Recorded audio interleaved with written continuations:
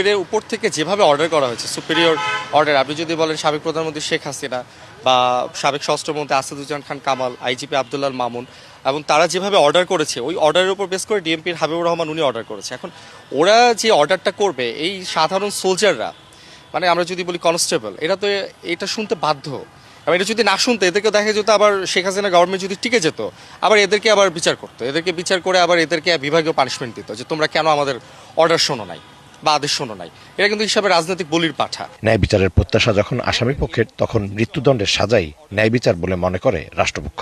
না, আমাদের প্রত্যাশা হচ্ছে আমরা আশা করি যে আমরা ন্যায় বিচার পাবো। বাকিরা যদি কোনো ধরনের আমরা হই, সংক্ষুব্ধ হই, সেক্ষেত্রে আমরা অবশ্যই আপিলে যাব। আশা করছি যে আন্তর্জাতিক অপরাধ ট্রাইব্যুনাল আইনের সর্বোচ্চ শাস্তি মৃত্যুদণ্ড ট্রাইব্যুনাল এই আসামিদের বিরুদ্ধে প্রদান করবে। বিচারিক প্রক্রিয়া চূড়ান্ত পর্যায়ে থাকায় মাস দেড়েকের মধ্যে গণ অভ্যুত্থানের আলোচিত শহীদ আবু সাইদ হত্যাকাণ্ড সহ বেশ কিছু মামলার রায়ের সম্ভাবনার কথাও জানায় রাষ্ট্রপক্ষ।